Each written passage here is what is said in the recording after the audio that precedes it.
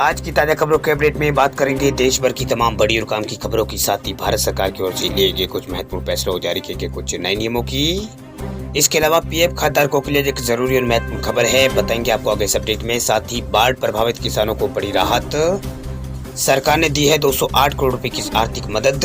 आखिर कौन से राज्य की सरकार ने दी है ये मदद, बताएंगे आपको आगे इस अपडेट में। साथ ही ड्राइविंग लाइसेंस बनाने वाले लोगों के लिए खुशखबरी, ड्राइविंग लाइसेंस बनवाना हुआ है वो और भी आसान, अब घर बैठे 350 रुपए में बनेगा लाइसेंस। क्या है ये पूरी खबर, बताएंगे आपको आगे इस अपडेट में। साथ ही बैंक खाता वालों के लिए आज एक जरूरी और महत्वपूर्ण खबर निकल कर आए सामने, बताएंगे आपको आगे इस अपडेट में। इसके अलावा कोरोना कर्फ्यू और लॉकडाउन से जुड़ी कुछ महत्वपूर्ण और बड़ी खबरें हैं, बताएंगे आपको एक एक करके इस अपडेट में। साथ ही आज की तमाम बड़ी और काम की खबरों की बात करेंगे इस अपडेट में। बात करते हैं आज की पहली बड़ी खबर की, तो यूपी के 6 लाख बाढ़ प्रभावित किसानों को मिली है बड़ी राहत। योगी सरकार ने दी है 208 करोड़ रुपए की आर्थिक मदद। उत्तर प्रदेश में बारिश और बाढ़ से जूझ रहे किसानों को योगी सरकार ने बड़ी राहत दी है। राज्य के 6 लाख से ज्यादा किसानों के लिए सरकार ने 208 करोड़ रुपए की सहायता राशि जारी की है।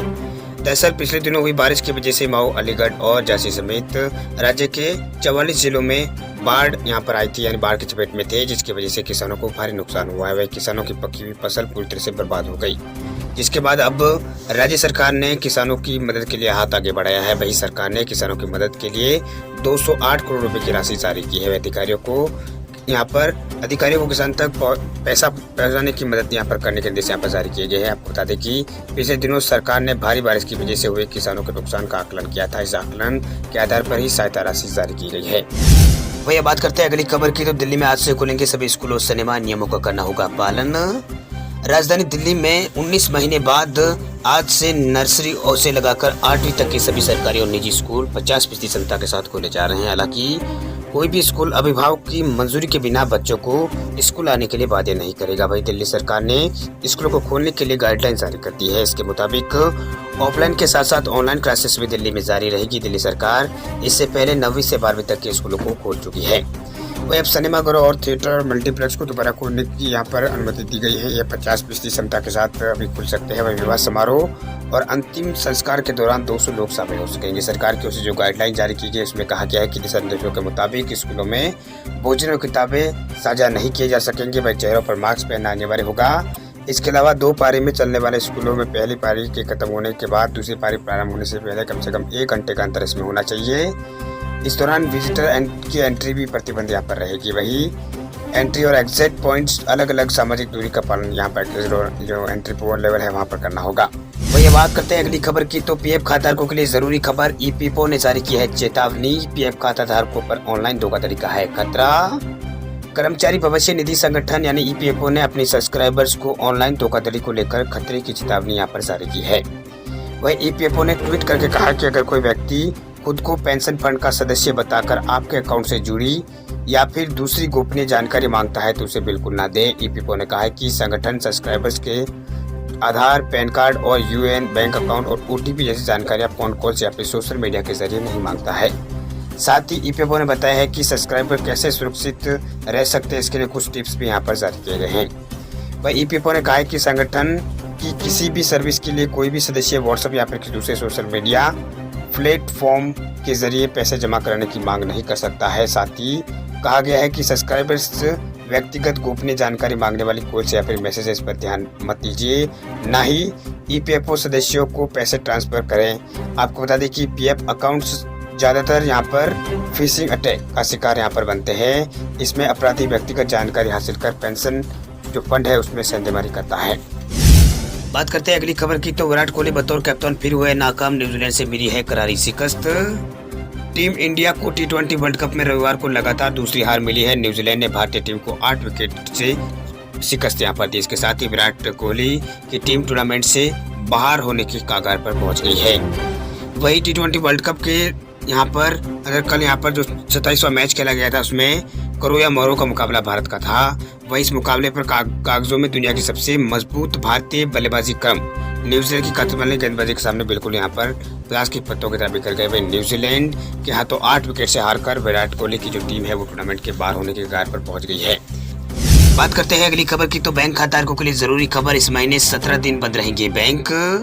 नवंबर का महीने की शुरुआत आज हो चुकी है, जहां एक और पहली तारीख से कई बड़े बदलाव हो रहे हैं। वही इस महीने आपको अपने काम निपटाने के लिए पहले ही प्लानिंग करनी पड़ सकती है। दरअसल इस महीने में ही दिवाली, छठ पूजा और भाई दूज जैसे तमाम बड़े त्योहार हैं, जिसके चलते कई दिनों तक बैंक बंद रहेंगे। इसलिए अभी से जान लीजिए कि कब कब बैंक बंद रहेंगे और किस दिन आप बैंक जाकर अपना काम निपटा सकेंगे। आपको बता दें कि इसी महीने में कई ऐसे भी ज़रूरी काम है जिससे निपटाना भी अनिवार्य है। ऐसे में लिस्ट देकर आपको, ये जो लिस्ट है उसे देकर आप अपना प्लान बना सकते हैं।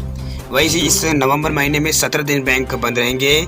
आज यहाँ पर कन्नड़ राज्योत्सव के दिन पर यहाँ पर बेंगलुरु और इम्फाल में बैंक बंद रहेंगे। इसके अलावा 3 नवंबर को नरक चतुर्दशी है। इस दिन बेंगलुरु के अंदर बैंकों का जो कामकाज है वो प्रभावित रहेगा। इसके अलावा 4 नवंबर को दीपावली अमावस्या है, जिस दिन भी यहाँ पर बैंक बंद रहेंगे। 5 नवंबर को गोवर्धन पूजा है। इस दिन भी यहाँ पर अहमदाबाद, बेलपुरा, बेंगलुरु, देहरादून, जयपुर और कानपुर, लखनऊ, मुंबई और नागपुर में बैंक बंद रहेंगे। वही 6 नवंबर को भाई दूज है।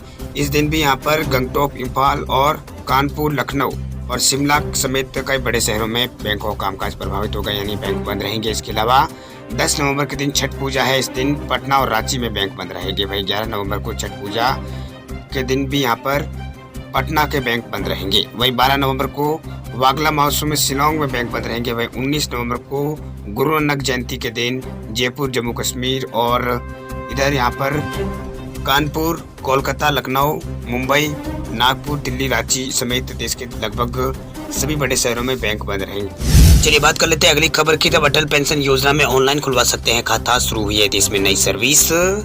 अगर आप भी कई सुरक्षित निवेश का प्लान बना रहे हैं तो सरकार की अटल पेंशन योजना में आप पैसे लगा सकते हैं। सरकार की इस योजना के तहत अब ऑनलाइन खाता भी खुलवाया जा सकता है।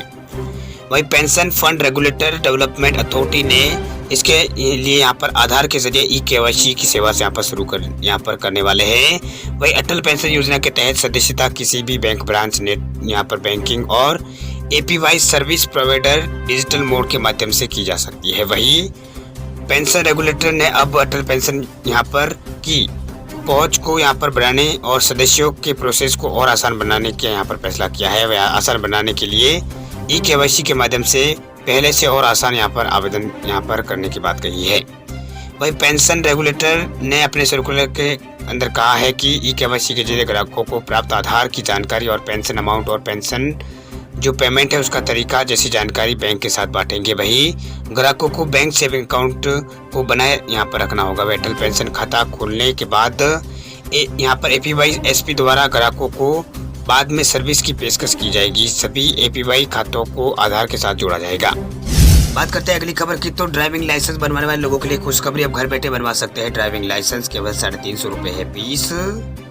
अगर आप भी अपने यहाँ पर वाहन से कहीं सफर करने का प्लान बना रहे हैं या सफर करना चाहते हैं और ड्राइविंग लाइसेंस बनवाने की चाह रख रहे हैं तो ये खबर आपके लिए। दरअसल अब आप घर बैठे ड्राइविंग लाइसेंस के लिए अप्लाई कर सकते हैं। इसके लिए आपको किसी एजेंट वगैरह के चक्कर काटने की जरूरत बिल्कुल नहीं है, ना ही सरकारी दफ्तरों के चक्कर काटने पड़ेंगे। बस आप घर बैठे आराम से 350 रुपये में अपना जो ड्राइविंग लाइसेंस है वो बनवा सकेंगे। भाई ड्राइविंग लाइसेंस के लिए आपको टेस्ट देना होता है। अगर आप पहली बार ड्राइविंग लाइसेंस बनवा रहे हैं तो आपको लर्नर लाइसेंस जो आपका है वो बनेगा। इसके लिए एक टेस्ट आपको देना होगा। भाई टेस्ट को पास करने के बाद आप पहले यहाँ पर लर्नर लाइसेंस के लिए एलिजिबल होंगे। वही लर्नर लाइसेंस बन जाने के बाद कुछ महीनों तक ये वैध होता है। इस दौरान आपको गाड़ी चलाने की ट्रेनिंग और गाड़ी सिखाने की यहाँ पर ट्रेनिंग होती है। वह लर्नर लाइसेंस की समय सीमा खत्म होने से पहले आपको लाइसेंस के लिए फिर से अप्लाई यहाँ पर करना होता है। बात करते हैं अगली खबर की। तो मौसम समाचार को लेकर बड़ी खबर देखिए। केरल के 5 जिलों में आज भारी बारिश का ऑरेंज अलर्ट जारी। तमिलनाडु में भी आज बरसेंगे बादल। मैदानी इलाकों में बढ़ेगी ठंड। देश के ज्यादातर हिस्सों में अब मानसून जा चुका है। इसके साथ ही न्यूनतम तापमान में गिरावट देखी जा रही है। वही मौसम विभाग ने भारी बारिश की संभावना जताते हुए दक्षिणी मध्य केरल के 5 जिलों में येलो अलर्ट और कुछ जिलों में ऑरेंज अलर्ट जारी किया है। वह जिन जिलों में ऑरेंज अलर्ट जारी किया उनमें तिरुवनंतपुरम, कोल्लम और पतनमथिट्टा और कोट्टयम और इडुक्की जिले में 1 नवंबर ने आज ऑरेंज अलर्ट जारी किया है। वही मौसम विभाग ने केरल के तट के पास 40 से 50 किलोमीटर प्रति घंटे की रफ्तार से तेज हवा चलने की संभावना यहाँ पर जारी की है, मतलब चेतावनी यहाँ पर जारी की है।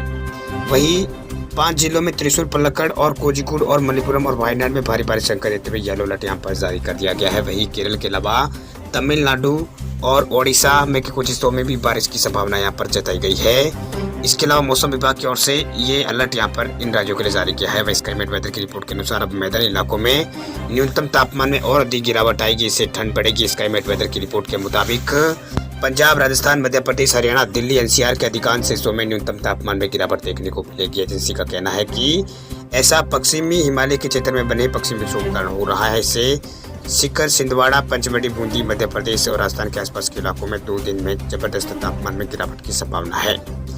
वही मौसम विभाग की ओर से कहा गया है कि अभी तमिलनाडु के तट से श्रीलंका पर निम्न दबाव का क्षेत्र बना हुआ है। ये 3 से 4 दिनों में पश्चिम की ओर बढ़ जाएगा। इससे तमिलनाडु और पांडुचेरी, कर्नाटक और रॉयल से तेज बारिश होगी। वहीं बिहार और झारखंड, पश्चिम बंगाल के मैदानी इलाकों में तापमान में जबरदस्त गिरावट आने की संभावना है।